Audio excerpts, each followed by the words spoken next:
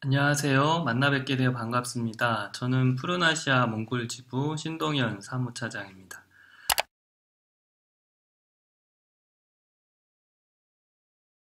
2017년 겨울에 제가 몽골에 처음 왔었는데요. 벌써 네 번째 몽골의 겨울을 맞고 있네요. 그동안 몽골의 기후변화 대응 사업 현장에서 활동하면서 기후변화로부터 안전한 아시아를 만들기 위해 노력하고 있는데요. 푸른 아시아는 사람과 자연이 조화롭게 공존하는 세상을 꿈꾸며 기후변화에 피해받는 사람들과 연대하여 지속가능한 공동체 모델을 만들고 확산하는 미션을 수행하고 있는 국제 환경 NGO입니다.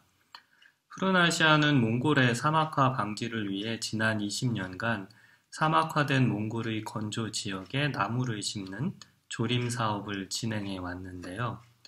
단지 나무를 심고 가꿀 뿐만 아니라 사람을 심고 길러 기후변화에 피해받은 주민들이 참여해서 지속가능한 생태적 경제 공동체를 이루도록 돕고 있습니다. 이렇게 나무를 심어 기후변화로 인해 황폐해진 토양을 복원할 뿐만 아니라 사람을 길러 피폐해진 지역 공동체를 회복시키고 지속가능한 지역 발전을 이루게 하는 푸른아시아의 공동체 모델은 2014년 UN 사막화 방지 협약 UNCCD로부터 생명의 땅 최우수상을 받기도 하였습니다. 오늘 강의는 기후위기의 현장에서 기후행동의 길찾기라는 주제로 진행하겠는데요. 푸른아시아의 현장 경험을 바탕으로 기후위기의 심각성과 기후위기에 대응하는 기후행동의 방향성에 대해 함께 생각해 보겠습니다. 2020년 한 해 코로나19 팬데믹 위기가 전 세계를 뒤흔들었습니다. 국내는 K방역 조치로 확산이 진정되는가 싶더니 지난 가을의 2차 유행에 이어 이번 겨울에도 3차 유행의 조짐을 보이고 있어 마음을 놓을 수 없는 상황입니다.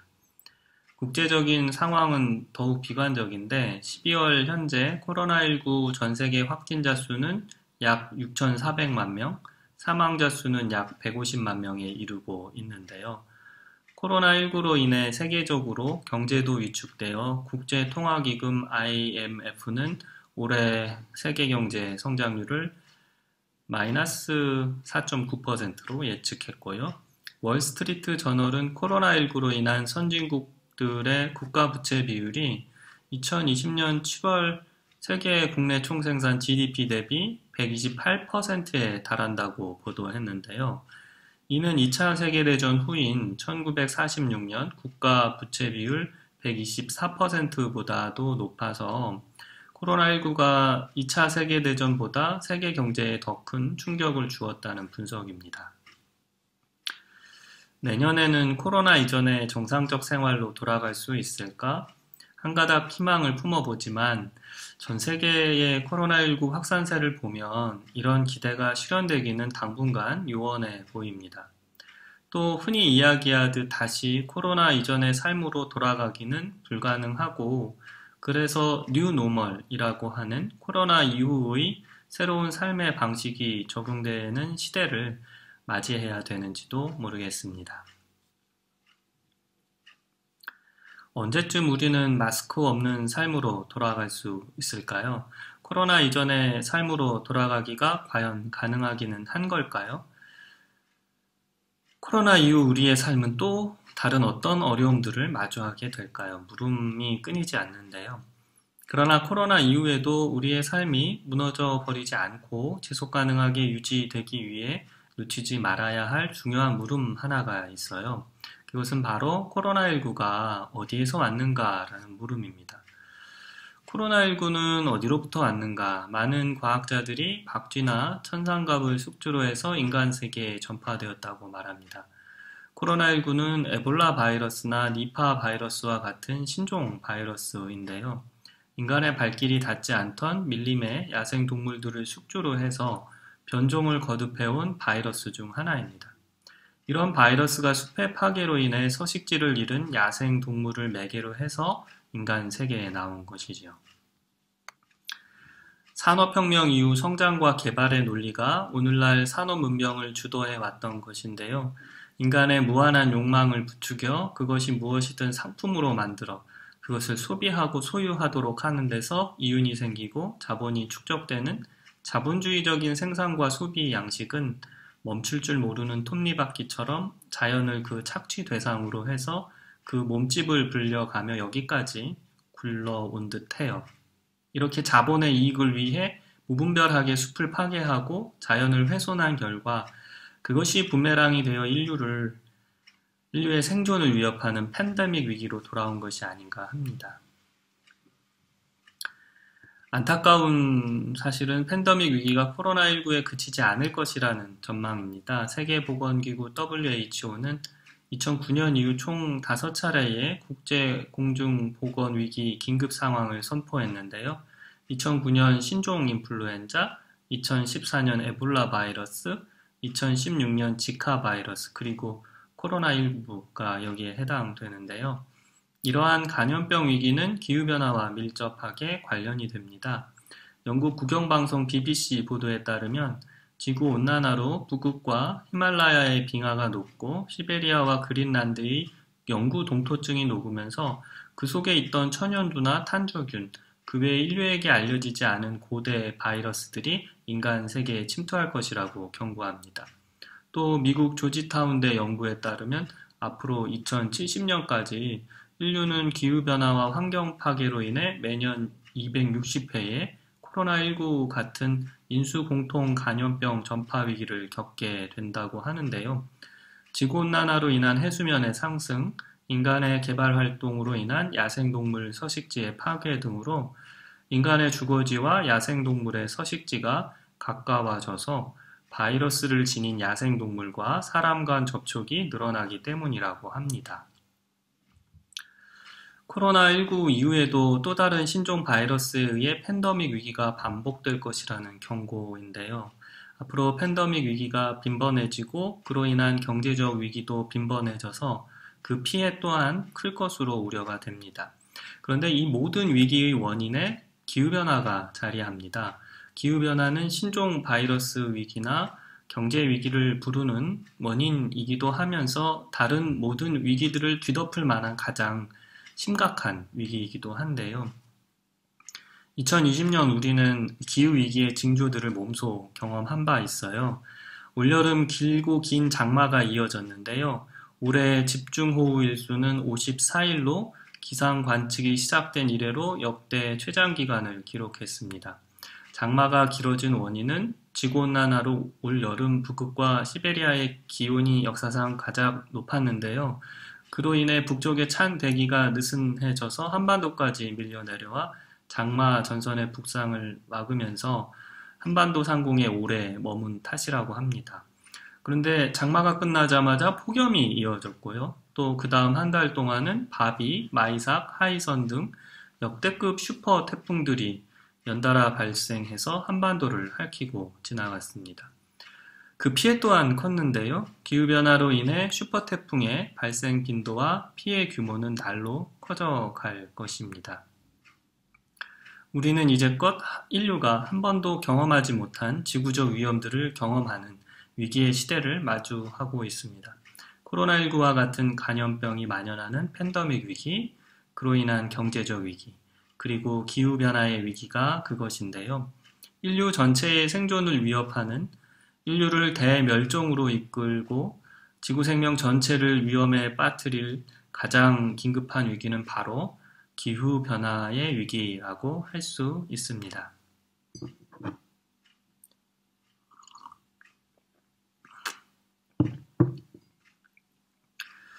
미국의 부통령을 지낸 엘 고어는 2006년 불편한 진실이라는 다큐멘터리 강연을 통해 기후변화의 위험을 전 세계에 알렸습니다. 인류는 지난 한 세기 동안 산업발전을 이끌면서 석탄과 석유 등의 화석연료를 사용했고 이산화탄소, 이산화질소 등 온실가스를 배출했는데요. 그래서 지난 100년간 온실가스의 대기중 농도는 급속히 상승하게 되었고 온실가스에 의한 온실효과가 유발되어서 지구온난화가 가속화된 것인데요. 지난 100년간 지구 온도가 약 1도씨가 올랐습니다.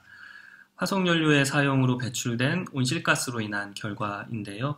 지구 온도가 오르게 되면 빙하가 녹고 해수면이 상승하고 기상이변이 속출하는 등의 피해가 늘어나 인류의 생존이 위협받게 되어요. 이렇게 기후변화의 위기가 닥쳐오는데도 세계의 여러 정치 지도자들과 기업과 언론인과 지식인들이 이 사실을 무시하고 무관심해하고 어떤 행동의 변화도 정책의 전환도 이끌지 못하는, 그래서 불편하지만 기후변화의 진실을 알리겠다는 것이었는데요. 그로부터 14년이 지난 2020년 상황은 어떻게 바뀌었을까? 기후변화는 이제 단지 불편한 진실이 아닌 눈앞에 직접 닥친 두려운 현실로서 경험되고 있습니다. 기후변화로 인해 폭염과 폭우, 급속한 사막화와 가뭄, 초대형 산불, 슈퍼태풍과 허리케인의 증가, 빙하가 녹고 해수면이 상승해 저지대가 침수하는 등의 피해가 늘어난 것이에요. 이렇게 기후변화의 피해는 더욱 위급해졌고 앞으로 더 극심해질 것으로 예상되는 상황입니다. 그런데 이렇게 불편한 진실을 넘어 두려운 현실로서 경험되는 기후위기의 상황 앞에서도 정치인들과 기업인들, 언론의 반응은 전과 다른 바 없이 여전히 미온적인 것도 또한 사실입니다. 기후변화를 막으려고 2015년 인류사회는 파리협정을 체결했어요. 2100년까지 지구 온도가 1.5도씨 이상 상승하는 것을 막기 위해서 2030년까지 국가별 탄소 배출 감축 목표를 정해서 이를 유엔에 제출하고 이것을 실행하기로 합의했던 것인데요. 기후변화에 관한 정부 간 협의체 IPCC는 2018년 지구온난화 1.5도씨 특별 보고서를 발간했는데요. 지구 온도 상승을 1.5도씨로 제한해야 하고 2도씨 이상 상승하게 되면 돌이킬 수 없는 파멸을 맞이할 것이라고 경고합니다. 온도를 1.5도씨로 제한하기 위해 2030년까지 탄소 배출량을 2010년 대비 45%로 줄이고 2050년에는 탄소 배출을 순제로, 넷제로 상태로 달성해야 한다는 것인데요.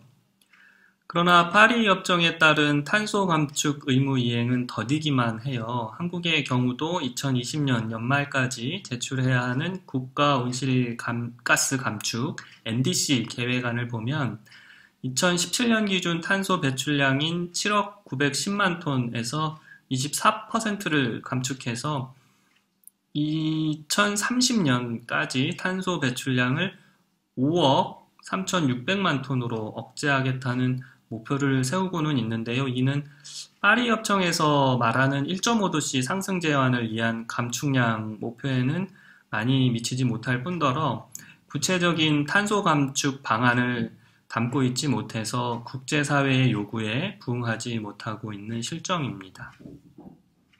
어떻게 탄소 배출을 줄이고 기후위기로부터 안전한 사회를 만들 수 있을까요? 산업화 시대 화석연료에 기반한 탄소 사회로부터 재생에너지에 기반한 탈탄소 사회로 전환해야 하는데요. 에너지, 건설, 도로, 운송, 도시 항만 등 사회의 기반 인프라를 기후변화에 대응하기 위한 탈탄소 사회의 구조로 재구축해야 한다는 이야기입니다. 이를 요새 그린 뉴딜 정책으로 세계 각국에서 실행하고 있는데 부족하지만 우리 정부도 올해 그린 뉴딜 계획안을 발표하기는 했어요. 구체적으로는 온실가스를 배출하는 석탄과 석유 등 화석연료 사용을 줄이고 태양광과 풍력 같은 재생에너지 사용 비율을 늘리는 에너지 전환을 이루어야 하고요. 낡은 주택과 건물의 단열과 난방을 개선해서 에너지 효율을 높이는 그린 리모델링, 신축 건물의 경우는 태양열을 활용한 단열 구조, 그리고 태양광 판넬을 설치하는 그런 그린 빌딩 건축도 필수적이겠고요. 코로나19로 인해 이제 비대면 언택트가 사회적 기준이 되었잖아요. 마찬가지로 탄소 사회의 기준에서 이제 탈탄소 사회로 탄소 배출을 줄이는 사회 구조로 전면적으로 바뀌어야 한다는 이야기입니다. 화석연료에 기반한 산업화 시대의 탄소 사회에서 벗어나서 재생에너지에 기반한 탈탄소 사회로 전환해야 하는데요. 탈탄소 사회로의 근본적인 패러다임 전환을 이뤄야 해요. 그래야 지구 생명 전부가 생존할 수 있지, 그렇지 못하면 지구 생명의 미래를 장담할 수가 없기 때문입니다.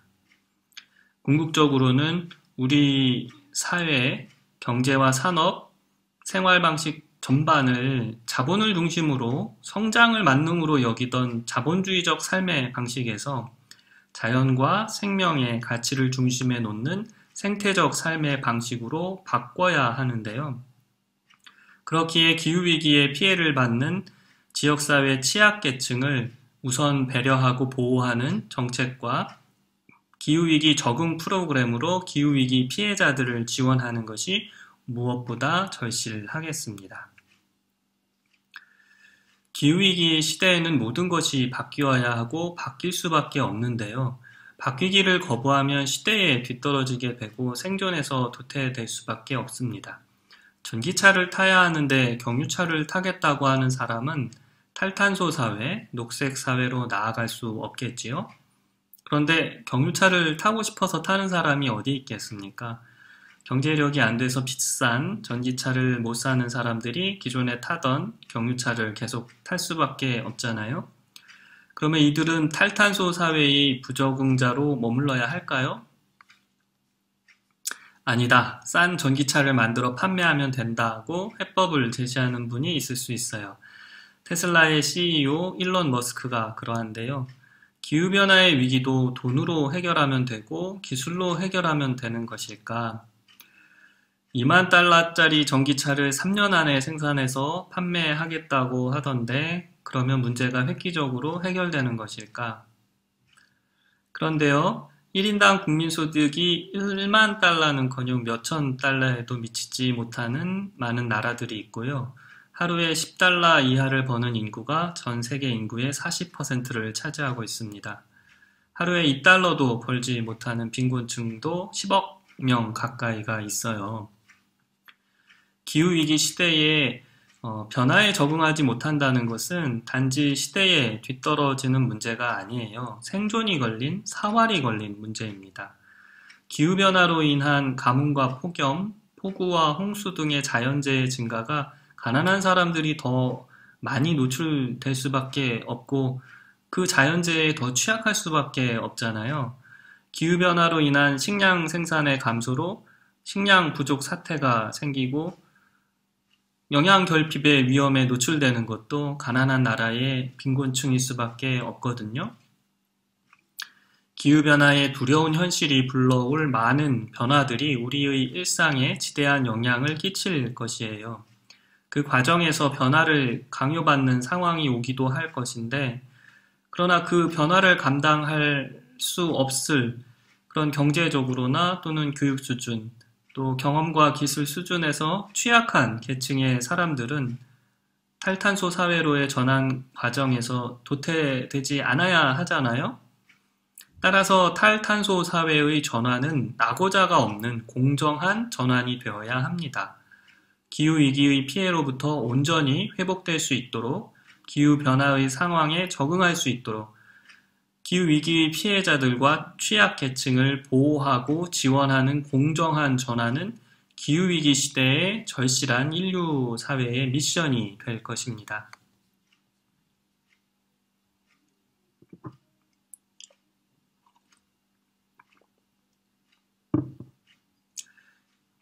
저는 몽골의 사막화 현장에서 활동해 오고 있는데요. 몽골은 지난 100년간 지구 온도가 1도씨 상승하는 동안 그 2배인 2도씨나 상승했어요. 해양성 기후의 영향을 받지 않는 유라시아 대륙의 중심에 위치한 지리적인 이유 때문인 듯한데요. 몽골이 산업화가 더디고 아직도 주로 유목을 하면서 생활하는 것을 생각한다면 지난 1세기 동안 선진국들이 한국도 포함해서요. 산업화 과정에서 쏟아낸 온실가스로 인해 지구온난화의 피해를 오히려 몽골이 일방적으로 받고 있는 것인데요. 지구온도가 상승하면서 북극이나 알프스, 히말라야의 빙하가 녹는 것처럼 시베리아와 몽골의 땅 속에도 영구 동토층이라는 얼음층이 있는데요. 그것이 증발하여 사라져 버리게 된 겁니다. 영구 동토층이라는 땅속 얼음이 봄에 녹아 흙에 습기를 내뿜으면서 여름 내 푸른 초원의 풀들을 키워내던 것이었는데 영구 동토층이 모두 녹아 증발해 버리면서 토양의 습기가 모두 말라버린 거예요. 풀들이 더 이상 자랄 수 없는 모래땅이 되어 버렸어요. 그래서 황사의 발원지인 몽골의 모래 폭풍도 예전에는 고비 지역에서만 발생하던 것이 이제는 전국의 사막화 지역에서 빈번히 발생해서 몽골의 모래폭풍 발생 일수가 연 40일까지 되었고요. 이것은 한국에도 미세먼지 피해로 이어지고 있어요. 이렇게 몽골 국토의 78%에서 사막화가 진행되고 있는데요. 그와 함께 1166개의 호수, 887개의 강, 2096개의 샘물이 말라서 모두 사라져 버렸습니다. 사막화로 초원의 풀과 호수의 물이 사라지면서 초원의 풀을 먹고 자라야 하는 가축들에게 먹이가 부족해지고 마실 물도 줄어들어서 유목민들이 가축을 키우기가 어려운 환경이 되었어요. 게다가 이상 기후로 겨울에 많은 눈이 내리고 영하 40도 이하의 추운 날씨가 지속되는 몽골어로 조드라고 하는 한파가 모두 닥쳐서 키우던 가축들이 모두 죽게 되자 이제 더 이상 가축을 키울 수 없게 된 유목민들이 일거리를 찾아서 울란바타르라고 하는 수도, 도시로 떠나오게 되는데 도시에서도 마땅한 일자리를 찾지 못하고 폐지나 고철을 줍는 도시 빈민으로 전락하게 됩니다. 이들을 기후 변화로 인한 환경 난민이라고 부를 수 있는데요. 이런 환경 난민들이 대략 몽골의 30만 명 정도에 이를 것으로 추정되고 있어요. 몽골 전체 인구가 300만 명이 좀 넘는데 전체 인구의 10% 이상의 환경 난민들이 있는 것으로 보고 있습니다. 푸른 아시아는 이러한 환경 난민들과 사막화 지역에 나무를 심고 가꿔서 모래땅을 다시 비옥한 땅으로 회복하는 조림 사업을 진행해 오고 있는데요. 나무를 심으면 나무만 자라나는 것이 아니라 풀도 자라나고요. 거기에 토끼와 도마뱀 같은 동물들도 모여들어요. 또 토끼, 도마뱀을 잡아먹으려고 매 같은 맹금류도 다시 돌아오는데요. 메마른 땅이 다시 예전처럼 기름진 땅으로 회복되는 거지요. 이렇게 회복된 토양의 생산성에 기반해서 주민들과 함께 그 땅에 비타민 나무, 블랙커런트, 블루베리 같은 유실수 나무를 심어요. 또 비닐하우스나 또 밖에 야외 밭에 감자나 양배추, 토마토, 수박과 같은 농사도 지어서 이것을 소득원으로 해서 주민 자립의 경제적 기반을 마련해 가고 있는데요.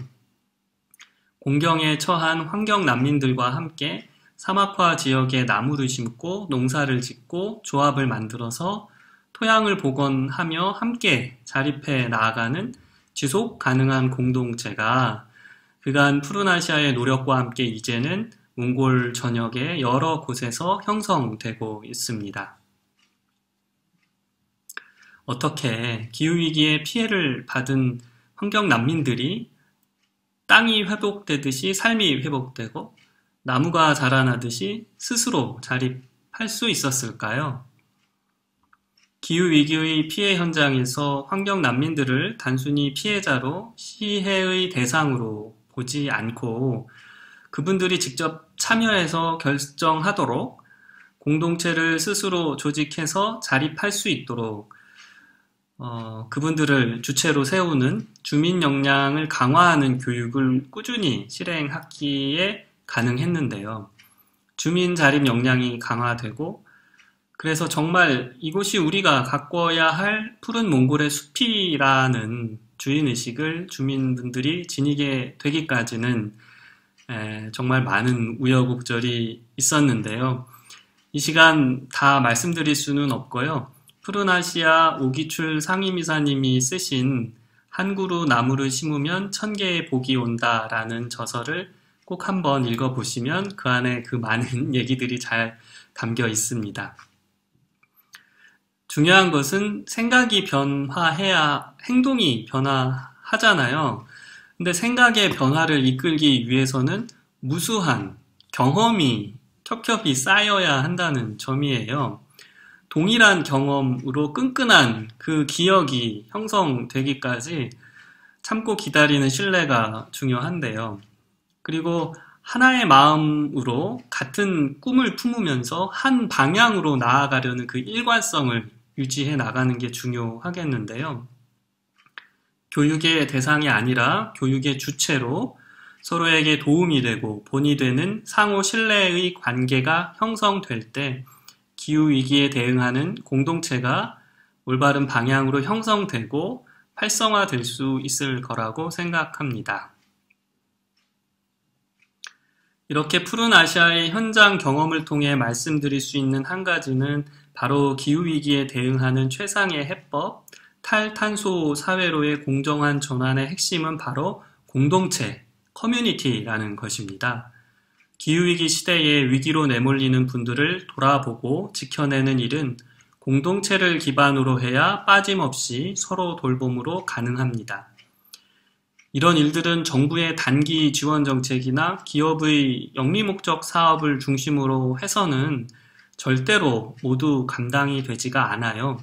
피해자나 취약자분들이 주축이 되도록 공론의 장을 만들고 그 안에서 지식과 경험을 공유하고 함께 활동하면서 기후위기에 대응하는 공동체들이 자발적으로 형성될 수 있도록 해야 합니다.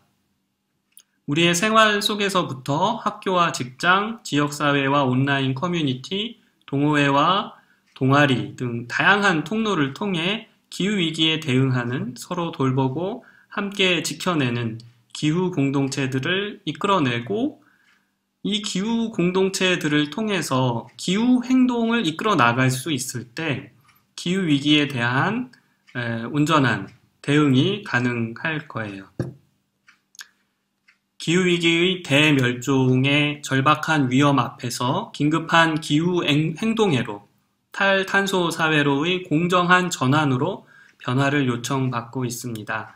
이러한 기후 행동과 공정한 전환이 공동체를 돌보고 공동체를 이루어 공동체를 잇는 공동체적인 실천에 바탕을 하면 좋겠어요. 기후위기에 피해받는 사람들을 보호하고 기후변화에 대응하는 기후 공동체가 여기 몽골의 사막화 피해 환경 난민들과 함께 나무를 심는 작은 공동체들 가운데서 삭텄듯이 한국에서도 마을과 마을마다 커뮤니티와 커뮤니티마다 기후 행동을 이끄는 자발적 조직들이 생겨나서 이들을 연결하고 네트워킹해서 연대하게 해서 기후위기에 대응하는 생각의 변화 또 행동의 변화로 기후 행동들이 자라나고 꽃을 피우고 열매 맺는 일들이 있어지기를 바랍니다.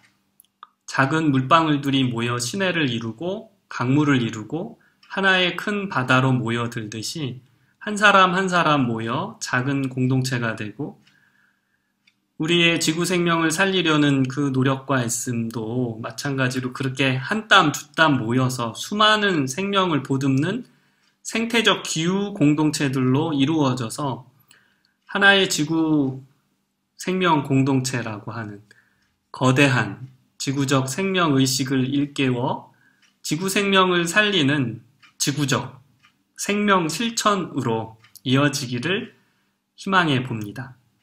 긴 시간 강의 함께 해주셔서 감사합니다.